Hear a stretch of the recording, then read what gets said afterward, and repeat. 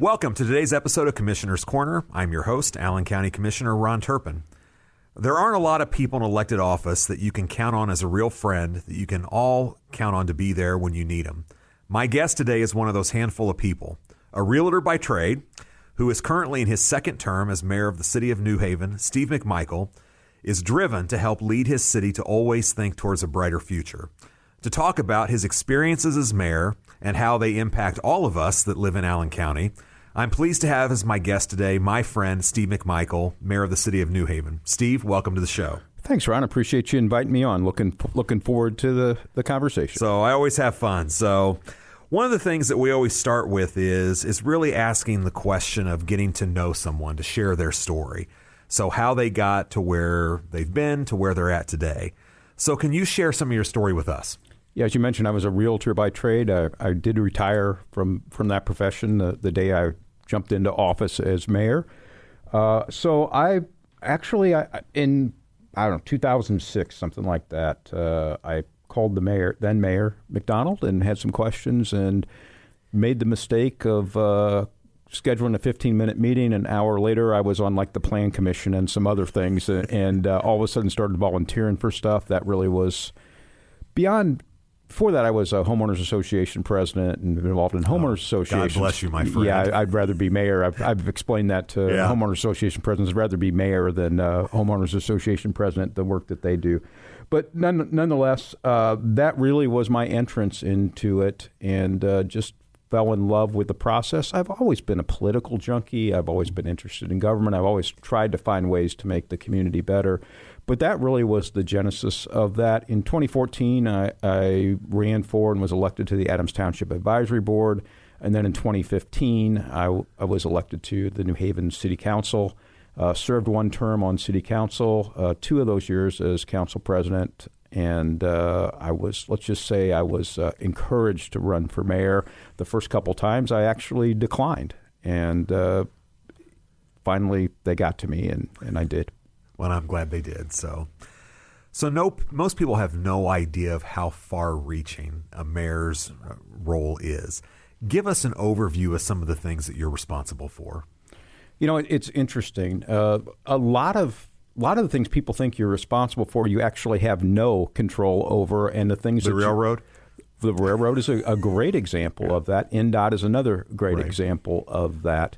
There's just so many things due to state and federal law and other agencies that the mayor really has no control over. And I'm sure we're going to talk about rail some more somewhere along in the conversation. But really what the mayor does, I think, is kind of sets the tone for the community. Part of the reason that I ran also is that I used to hear all the time in the community, good enough for New Haven. I'm like, well, what does that even mean, good enough for New Haven? Shouldn't we have the same standards as Carmel or Fishers or Beloit or wherever, right? So I think that we had a real problem with how we identified ourselves. I think we had a complex that we were somehow less than people in Fort Wayne or less than people in Carmel or fill in the blank. And that's simply not true. There's amazing people in New Haven. And, you know, I don't hear that anymore. And that's probably one of the top things I'm most proud of. Oh, good. What does a typical day look like for you? There is no typical day, Ron. I knew you'd say that. You know that. Most days I start off by reviewing the day with our leadership team. Before I even come to the office, I get up and read a couple newspapers.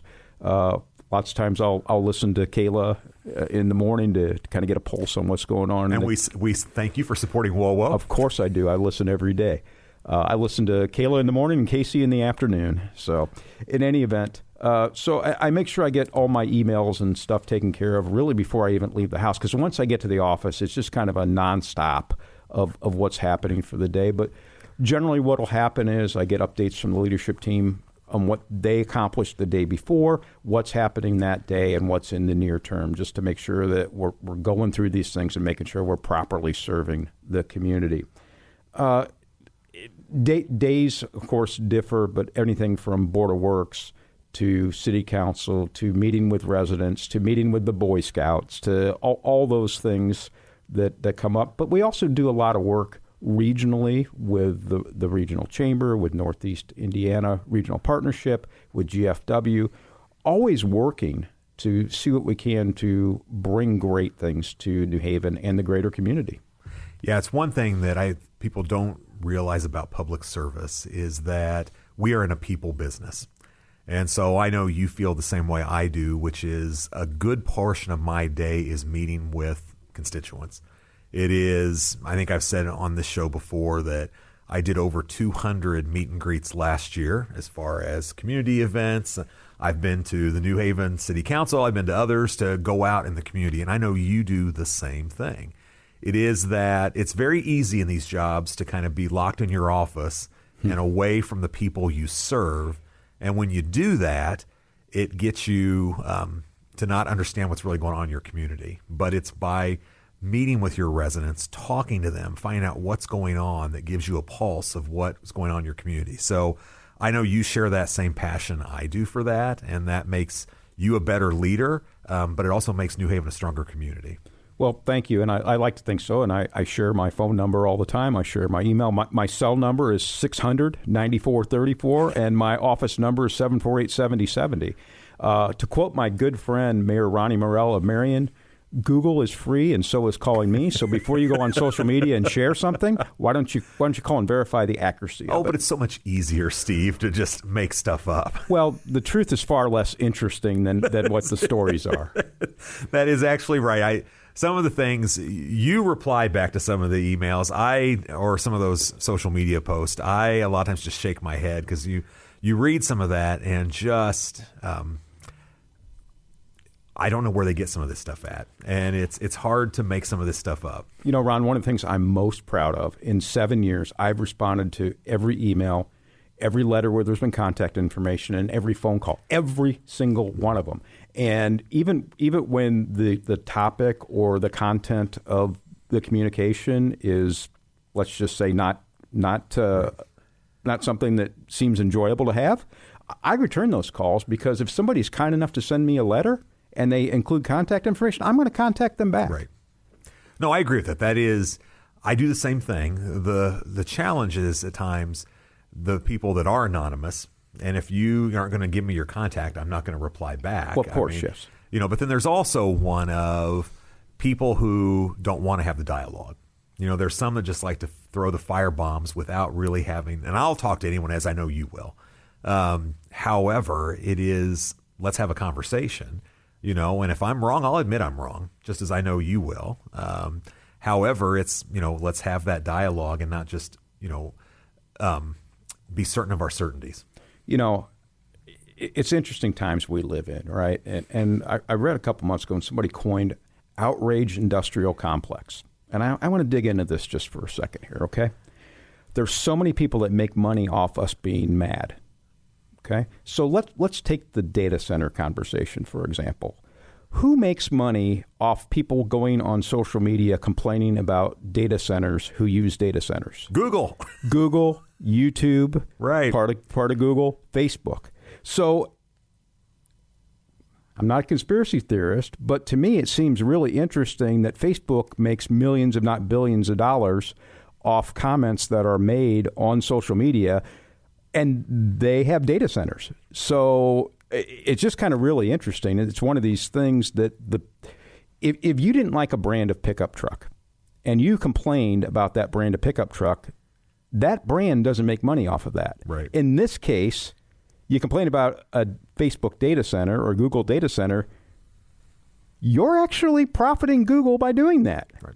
Well, one of the things when you talk about the data center in particular, and something that I ran for office to help address, and I know we'll talk about this in some of our questions later, is the concept of transparency. Mm-hmm. Is that I believe we have a responsibility to help give the public information to help fill in that void. And one of the reasons we started this show was to help give information. I don't get political. We don't get, into big national or state issues. We focus on local issues. And the data center is a good example of, if you think about it, it was all done very much in the dark. It was given a project name. You, as the mayor of New Haven, didn't know about it until the last minute. Correct. I wasn't commissioner then, but I heard from the commissioners, they didn't know about it till the last minute. And so a lot of this was kept so close to the vest, and the public was not informed, and the tax incentives given and all those things were done, that it creates a system of mistrust, that the public, it feeds into that narrative that so I think what we have to do is we have to try to give as much information as possible to make the public feel like they still may not like the decision. However, at least they know more pieces. And I look to, the recent conversation we had on the quarry, as one where we were adamant as a board of commissioners that we would make sure the public knew all the facts that were there. We didn't hold anything back. We kept the public informed, and the public turned out, And consequently, would the decision have been differently had we not done that? Maybe. However, at the end of the day, I think the public has trust that they were kept in the loop of what was going on and that we represented them well. Well, and there's a legal process that has to play out when something goes before the BZA, and the process worked, I believe, exactly like it should. Having served on the BZA in New Haven before, the qualifications for something to turn down, they're there. It's in state statute. People talk about plan commissions approving things. Well, what a plan commission member does, not whether they want something or not, whether they like something or not, does it meet local ordinance and state statute. But I want to talk about transparency for a second, because transparency is interesting. We're at a time in place in history where transparency is kind of defined differently for some people. You can be 100% transparent. You can explain how things are. You can tell the truth. But some people, you're not being transparent unless you say what they want to hear. Right. And that's because of the erosion of trust in public officials. So we need to continue to work hard to make sure that we're talking about those issues that are these issues that get people worked up. And we do need to continue to be transparent. I've made it very clear. I didn't and won't sign any NDAs. I just won't. Right. Now, I was invited to a tour of Google last week, and I had to sign a one-day NDA that I wouldn't take pictures and share information from that day. And I got there, and I didn't know I'd have to sign it. And frankly, I probably wouldn't have went if I knew that. But elected officials, in my opinion, should not be signing NDAs. There are things that we need to hold to the vest that we can't share right away. Right. A lot of economic development things. Because what happens is people find out about it and the price of land goes up and everything else. But at the end of the day, we're here to serve the public. Yeah. Well, with that, we'll take our first commercial break. You are listening to Commissioner's Corner here on WOWO. Welcome back to Commissioner's Corner. I'm your host, Allen County Commissioner Ron Turpin, and my guest today is Steve McMichael, Mayor of New Haven. Steve, we were talking before the break about what a typical day looked like, some of the job of a mayor and some of the nuances of that. What's your favorite part of the job? I think I know the answer, but I'd love to hear what that is. Talking to people, getting out in public, whether it's having lunch at Rack and Helen's and talking to folks about what's going on, or at like last week there was a car show, and walking around talking to people. That's the absolute best part. Yeah, I will tell the audience that I know you well. We've known each other for a long time, and I see you in a lot of venues. There is no one who is more pro New Haven than Steve McMichael. You are everywhere talking about the good people in New Haven and their goals and vision for the future. So I can attest to that. Well, the good people in New Haven make that easy. And we've got a lot of great things happening. So it's a great story to tell. So, what's your least favorite part of the job? That's a tough question. I would say communication struggles. I think we all have that now. It used to be you could send a press release out and the newspaper would print it and the TV stations would have it and the radio stations would. The media is so fragmented now. It's so hard. It's so hard communicating and dealing with misinformation and disinformation. No, I would agree with that. And again, one of the reasons why, I started doing this show was to, where else can you think of that you can take a 45 increment amount of time and really talk deep about different issues? It just doesn't really exist in many places. So, and the beauty of doing a podcast type of piece is you can listen to it live, you can tape it, listen to it later. I talked to a number of people. We had on our last guest was Mike Frucci, the surveyor. Mike is doing an amazing job. He is. We are fortunate to have him in this county. But we were talking about things like drainage policy, which, I had someone text me later about, I never knew drainage was so exciting. And I'm like, but it's a critical piece. If you live in Allen County in Northeast Indiana, this was a swamp, literally 200 years ago. And so we've had drainage systems throughout the entire region. And so understanding that system is important. And not maintained, the county will go back to being a swamp. Right. It's critical. And Mike has taken things so many levels above where it's been in the past. Right. So I do think, to your point, we need to, as elected officials, do our best to use every method that's out there to help communicate to the public, to let them know what's going on in their communities and give them the opportunity to talk to us as well. So absolutely, I agree. 100%. One of the things, too, you asked me a little bit ago, what's one of the things that is most challenging for you? I can't remember exactly how you phrased it. I think the dehumanization of people in general, I think it is so challenging. Because once you dehumanize a commissioner, a mayor, a pastor, whatever that position happens to be, it's easy to start wishing bad things upon them and saying those things out loud that you wouldn't say in polite company, right? And you mentioned podcast. I do a weekly show on New Haven's community radio station, WNHE, called New Haven Newsmakers with Mayor Steve. And there's a podcast version of that also. You can find it at newhavennewsmakers.com. And what that is, it's about getting to know the people behind the news and understanding that these are people that go to church. These are people that have kids. These are people that care about the community. That's missing in society, to know that my good friend Ron Turpin and his family and the things that you do in the community and all those, I think that's really important, that people understand that we are humans. We live, we breathe, we care, we love. Mm-hmm. And not just somebody to take cheap shots at or be mad at because whatever happened. Yeah. No, well said. Well said. So you've been mayor. This is your 7th year. It is. Isn't there? So New Haven has changed a great deal over those last 7 years. What are some of the biggest changes that you can point to? It's interesting in our case.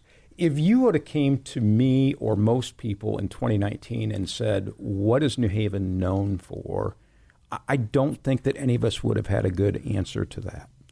We've been able to do, and I say we, the city, the leadership team. Yeah, you use Team New Haven a lot. Oh, I mean, for sure. All I can do is cast a vision, hire the right people, and empower them. That's all anybody in a leadership position really can do. The hard work is done by many others. But we've actually doubled down while we're growing, and we're growing in a responsible, sustainable way. We've doubled down on our heritage as well. And our heritage, a great story. It really is. Transformation through transportation. If you go down a mile on Broadway Street, which is really our main street, but that's a whole nother complicated story, right? You had the Maumee River, which was an initial passage for the Potawatomi, Miami, and other Native Americans. You had the Wabash and Erie Canal. You had the Nickel Plate and the Wabash Railroad, and you had the Lincoln Highway. You've got a mile stretch that tells America's history with transportation and different modes through time. We embrace that, we tell the story, and we're proud of that story. And New Haven is there because each of those modes of transportation. We've doubled down on reinventing the Lincoln Highway. You see a lot of marketing now on Lincoln Highway. You see you're going to see a lot of new things being built along Lincoln Highway. You're going to see a lot of rejuvenating of that pride, that sense of community of who we are. So good. And we'll talk about some of those things as we get into some of the deeper questions here. One of the things that I think is exciting about what's going on in New Haven is the Mayor's Youth Advisory Council. And I know I've been to a number of meetings that you've had where that's come up, and I've, always one of the most powerful things at your annual State of the City is hearing from who the leader of that group is every year. I mean, just very polished, young people. I know when I was a school board member representing East Allen, I always loved to see our students, are part of this. Walk us through why you're doing this and why you see this as important to New Haven's future. Well, this is a little personal. My daughter, Alyssa, was the president when she was a senior back the 2012-2013 school year. like a lot of things, there's kind of a lost in energy, lost in interest, and it went away in 2015. And one of the things that I wanted to bring back when I became mayor was the Mayor's Youth Advisory Council, along with Citizens Academy and some other great programs that were happening in the community that just kind of went dormant. Right. But MIAC is so important because they're not just leaders of tomorrow, they're leaders of today. A great example is Guardian Park, which was the project that they're working on right now. Almost 2 years ago, I challenged them and I said, you see this couple acres here next to City Hall? I envision you guys planning, fundraising, and developing a park on this property. And I got the mayor, you're crazy. We can't do this. Well, they put a plan in action. They named the park. They named the park Guardian Park. And where they came up with that name, Jesus is the one that came up with that name, who's our president for this year. Haven means a safe place. Guardian means people that look out to create a safe place. It ties in so perfectly. So a plan was laid out. They've done the majority of the work. Yes, there's been some assistance from staff, but we challenged them to raise $150,000. They did that. They raised over $150,000. We challenged them to name the park. We challenged them to design the park. They've worked with landscape designers. They've worked with a place set manufacturer, and we just had groundbreak a week or so ago. This is so important to our future. The important thing, most people are going to see a park there. They're going to have their kids, they're going to live downtown or walk through downtown, and they're going to stop and have some time there at the playground or the park. What you don't see is the confidence in these 15, 16, 17, 18-year-old young people on they can accomplish things. They can make things happen. They're going to dig into that when they're 40, when they're 50, when they're 60. They're going to face a challenge in life, and they're going to be able to go back to this point in their time, and they're going to be able to say, look what we made happen. I can get through this. It's so cool. And the other thing, too, is can you imagine in 10 years or 15 years taking your child to this park and telling them the story of how you were a part of making this happen? It's a great message that, and I talk about community all the time as a wide span. Come on, community isn't me and city council. Community is everybody. And we can all make an impact. We can all make a difference. These kids proved that. So that's another great place to take a break. We will take our next commercial break. You are listening to Commissioner's Corner here on WOWO. Welcome back to Commissioner's Corner. I'm your host, Allen County Commissioner Ron Turpin, and my guest today is Steve McMichael, Mayor of the City of New Haven. Steve, before the break, we were talking about a real strength, which is your youth, your Mayor's Advisory Council. A challenge that you have as a mayor is the railroads. Sure. Yeah. It is an area that, railroads have been a big part of the history of New Haven. It crisscrosses the city, and it's one that I know you hear about all the time. It's an issue I hear about as commissioner all the time. And there are limitations in what we can do, aren't there, about that? Absolutely. So let's kind of give the rollback here of how this all came about. Prior to 2018, in Indiana, there was a block crossing statute that allowed communities to ticket trains if they sat for 10 minutes or more up to $500. In 2018, there was a case, oddly enough, Norfolk Southern v. the City of New Haven, which went to the Indiana State Supreme Court, which ruled that cities and states could not interfere with interstate transportation, right, i.e. railroads. So they ruled that it is a federal issue only. That same case or similar circumstances has been ratified in many states. Most recently in Ohio versus CXX, the federal Supreme Court ruled that Congress has sole jurisdiction over railroads. Now, the argument I make is if a semi comes from Ohio, that's interstate commerce. Right. We can ticket them, but the rails are exempt. A lot of the laws regarding rail go back to the desire to have the transcontinental railroad, and right, they never changed those 150 laws. years ago, right?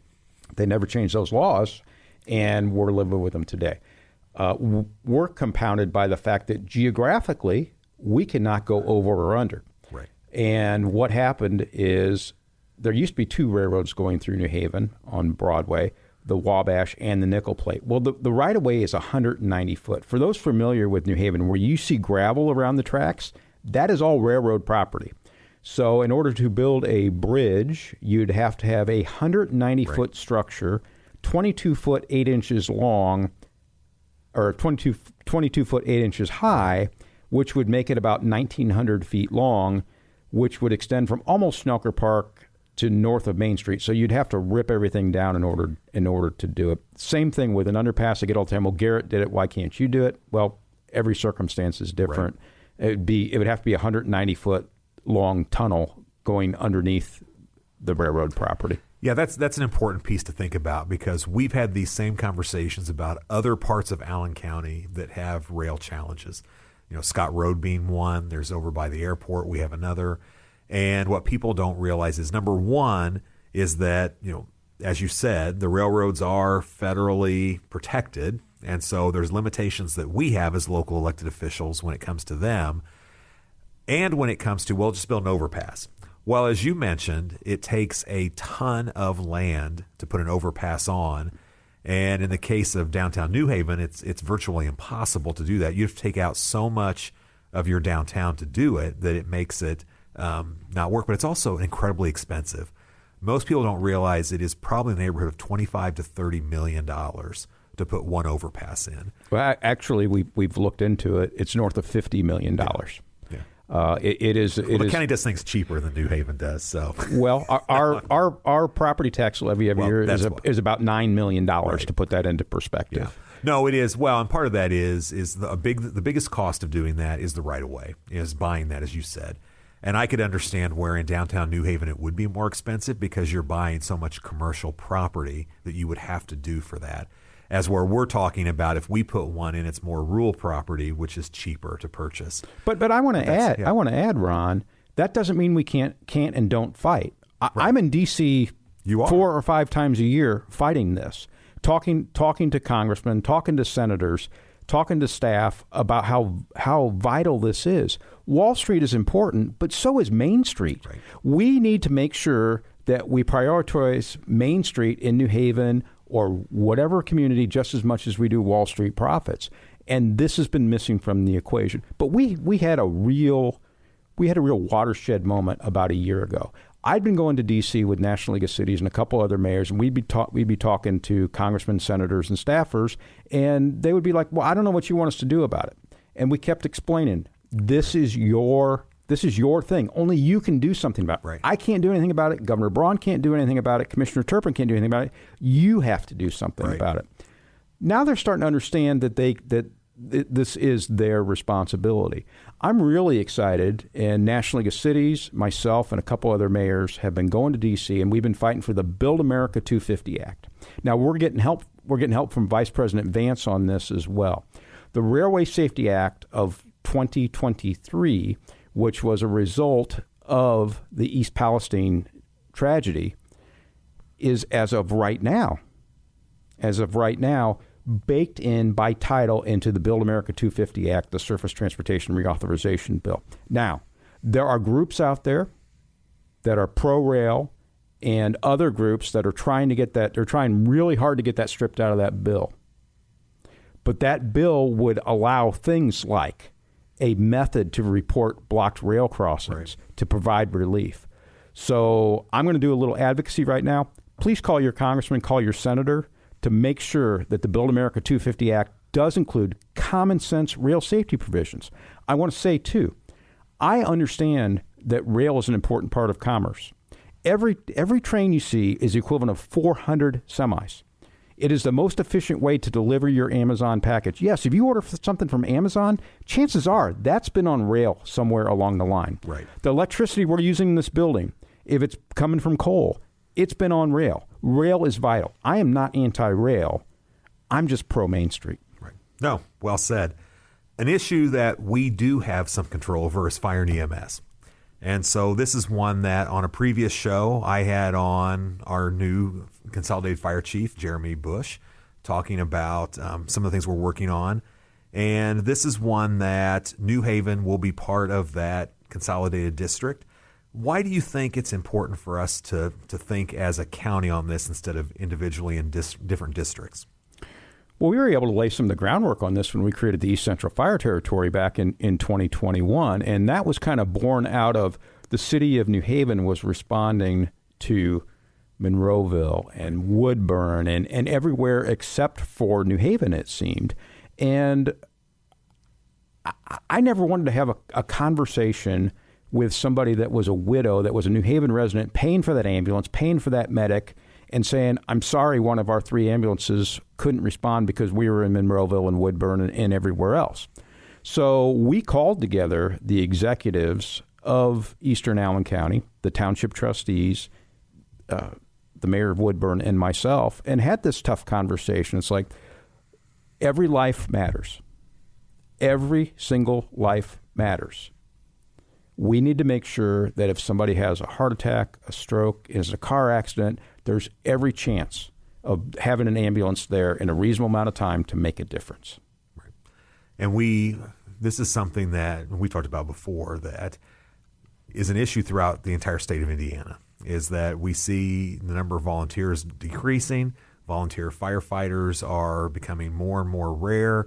And this is a big county geographically. And so it's not fair to the people in New Haven to be paying for a fire service, but then doing all kinds of runs to other areas that aren't contributing equally.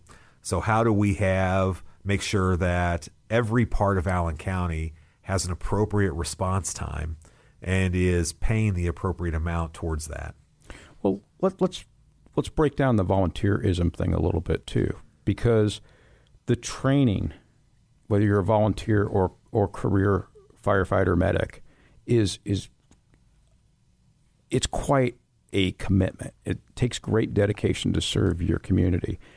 Yes, we don't have as many volunteers as we used to, but also the game has stepped up. Right. The requirements are so much higher now, and the expectations from the community is so much higher. So I don't want to blame this in any way on people aren't volunteering to make this happen. Right. That's right. Because it takes a commitment, and to be able to train dozens of hours a month and everything else to do that to serve your community for nothing.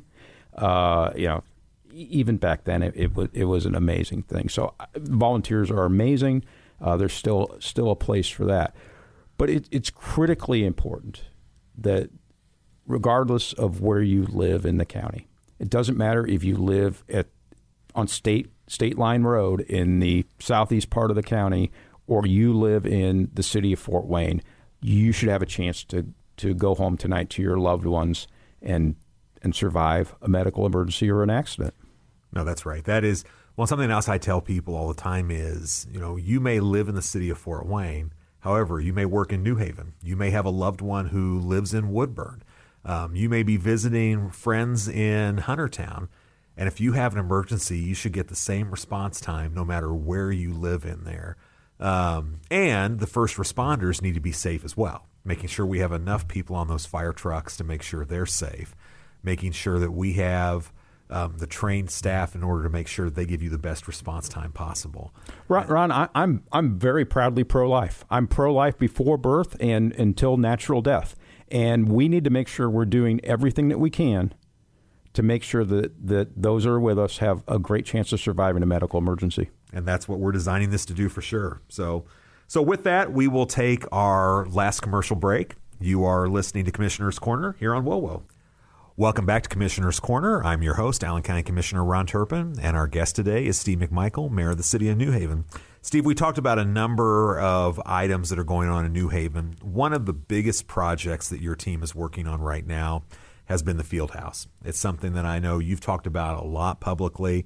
Walk us through where you're currently at with that. Well, we're finishing up the capital stack on it. Quite frankly, it could have been built and done by now, but I've been adamant that this will not be supported by property tax dollars. Nobody's going to grab their tax bill next year, look at their Form 11, and see a line item on there to build a sports complex. So that's slowed it down. And for those that want it done quicker, I'm to blame for that. But I am 100% against using property tax dollars for this. Prior to Senate Enrolled Act 1, it was going to be backed with lit dollars and leveraged off of that. We have a capital stack in place now that we were able to put together that does not include property tax dollars, so we're moving forward. So one of the quality place initiatives that you've done, you talked about the field house being one, is last year the city of New Haven entered into a partnership with the YMCA of Greater Fort Wayne to open a branch in what was the former Parks Department fitness space. Walk us through what you see the benefit of that being for the residents of New Haven. Oh, it's great because it's great for the residents of New Haven, first of all, because now they can go to any Y branch. So the ones with the aquatic facilities, the ones with more facilities than what New Haven has to offer. Your membership in the Three Rivers Family Y in New Haven includes all of the Ys, including the upcoming Turpin Family Y, right? Also, for people that might belong to, they may typically go to like the Central Y, and they may work in downtown Fort Wayne and go there for their regular workout. If they live in New Haven or Eastern Allen County, it's a convenient stop to be able to go in there and do a quick workout and not have as much crowds, not have as many machines, and just focus on what they need to do. So it's good not only for the city of New Haven residents, but also other people also to be able to have access to that facility.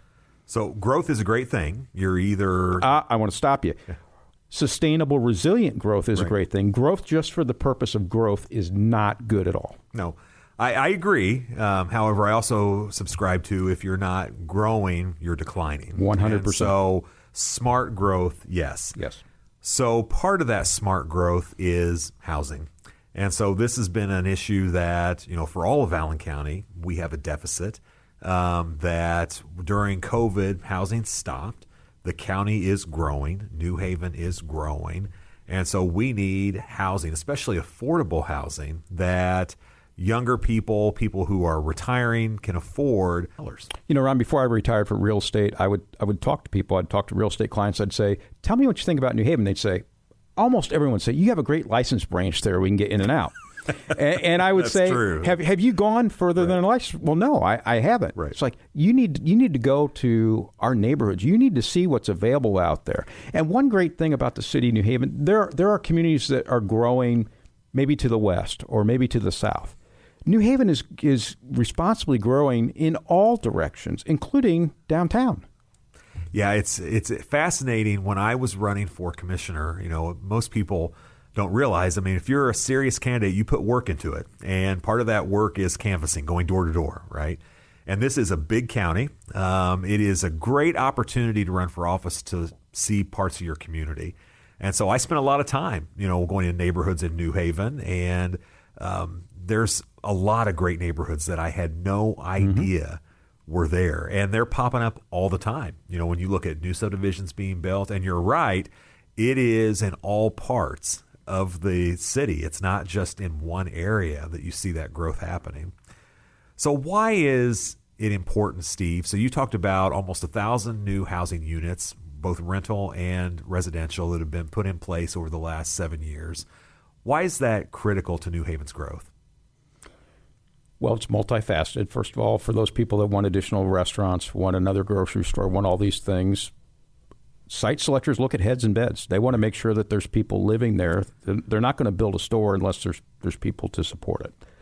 The other thing is we've had a change in revenue streams, even before Senate Enrolled Act 1, but definitely with Senate Enrolled Act 1 now, on how local government is funded. It used to be about 95% of revenue for municipalities came from property tax. It's down to about 60% now. The rest is income tax and other factors. You also have to make sure you have a balanced, diverse tax roll also that has 1%ers, which are the single-family homes, 2%ers, which are the rentals, and 3%ers, which are the industrial.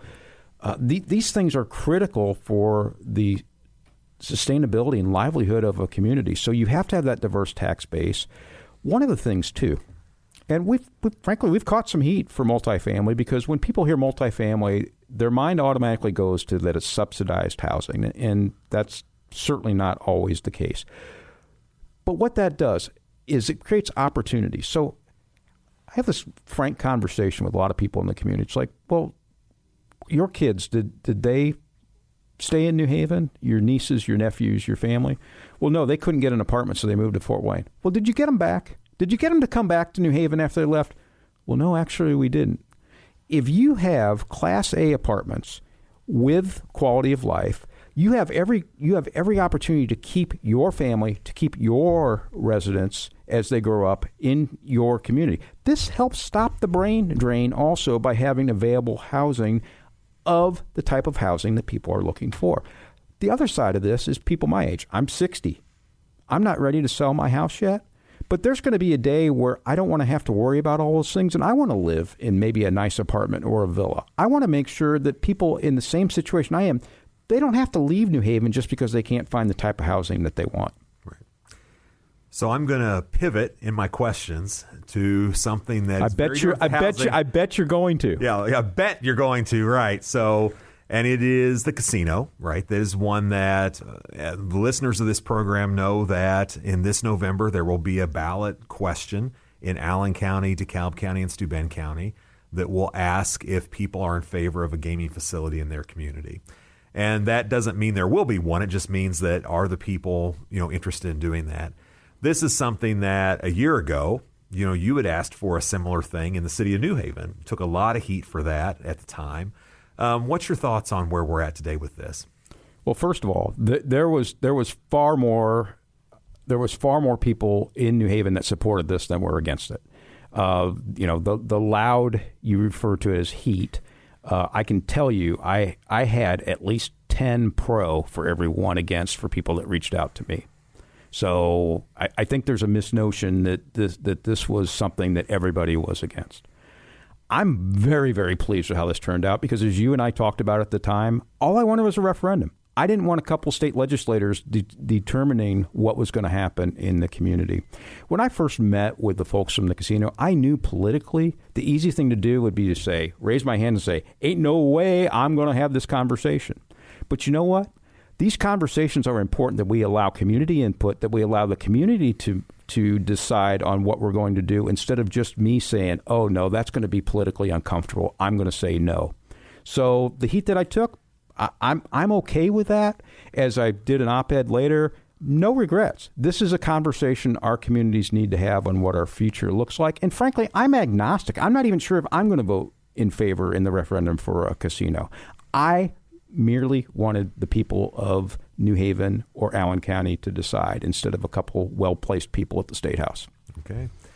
So, final question. Uh-oh. The hour always goes by much faster than we expected. I thought we were doing 3 parts. We'll have you come back, Steve. How's All right. that?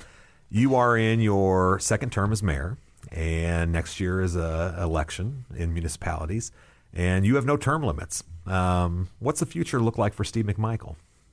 Well, I can tell you this, and I will etch this, however you want.